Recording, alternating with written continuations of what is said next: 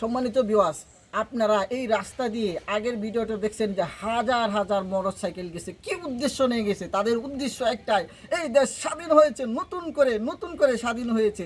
এজন্যই আমার পক্ষ থেকেও আমি স্বাধীন। আর আমি অন্তরস্থল থেকে অনেক আনন্দিত হয়েছি। এই বাংলাদেশ আবার নতুন করে শাসন হয়েছে।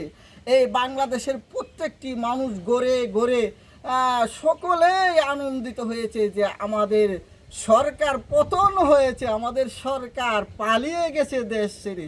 এই জন্যই সম্মানিত ভিউয়ার্স, ইসলামের এই বর্তমানে সরকার কেমন হবে এই নিয়ে আমাদের গুরুত্বপূর্ণ কিছু বয়ান পেশ করবেন আমাদের ইমাম ও খতিব মোহাম্মদ আরিফ বিল্লাহ আকন্দ ভাইকে। আসসালামু আলাইকুম রহমতুল্লাহি ওয়া বারাকাতুহু। ভাই, এখন বর্তমানে পরিস্থিতি তো অনেকেই আনন্দিত হয়েছে, উৎসাহিত হয়েছে। এখন আমাদের এই বর্তমানে বাংলাদেশের কেমন সরকার হলে ভালো হয় এই সম্বন্ধে, ইসলামিক কিছু সম্বন্ধে আমাদেরকে কিছু একটু বিস্তারিত বলেন। এটা আসলে একটা খুব গুরুত্বপূর্ণ একটা বিষয়, যেহেতু প্রথম সরকার পতন হয়েছে বা দেশ থেকে তিনি চলে গেছেন। এখন একটা মুহূর্ত চলতেছে, যদিও মানুষ আনন্দ উল্লাসে মত্ত, কিন্তু চিন্তার বিষয় হচ্ছে আগামীতে যে সরকার আসবে এই সরকারটা কেমন হওয়া উচিত বা এই সরকারটা কেমন হবে। আসলে যদি আমরা চিন্তা করি, আমরা দেখবো যে গত 20 বছরে কিংবা স্বাধীনতার পর থেকে এই সরকারের হাত ধরে আমরা ইসলামিক অঙ্গনে বেশি আগাইতে পারি না। উদাহরণস্বরূপ বলি, যেমন কাদিয়ানি, আমরা তাদেরকে এখন পর্যন্ত কাফের ঘোষণা করতে পারি।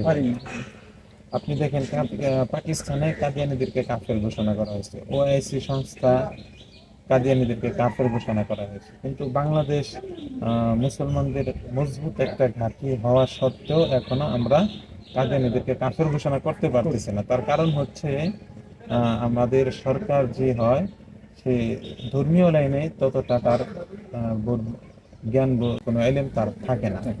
তো এই বিষয়ে আমরা বলবো যে আগামীতে আমরা যে সমস্ত সরকার চাইতেছি, আমরা চাইতেছি যে যে সরকার পতন হয়েছে এর চাইতে আরো কোনো ভালো সরকার আসুক, যার কাছে জনগণ ঈমান নিয়ে থাকতে পারবে, ঈমান নিয়ে জনগণ নিরাপত্তায় থাকতে পারবে। এবং ইসলামের উপর যেমন কোনো সময় হজের উপর, কোনো সময় কুরবানির উপর, কোনো সময় জাকাতের উপর ইত্যাদি ইত্যাদি উপর এই সমস্ত বিভিন্ন দুশমন ইসলামের এগুলোর উপর আক্রমণ করে, এগুলো যেন আক্রমণ না হয়। অর্থাৎ এই জনগণ যেন ভালোভাবে থাকতে পারে, তাদের মনের বাসনা যে বলতে পারে সরকারের কাছে, আর সরকারের জন্য জনগণের ভাষা বুঝে, এই পরিস্থিতি একজন সরকার আমাদের দরকার। তো সম্মানিত ভিউয়ার্স, আমরা সকলেই দোয়া করব যে এমন যেন একটা সরকার আমরা পাই।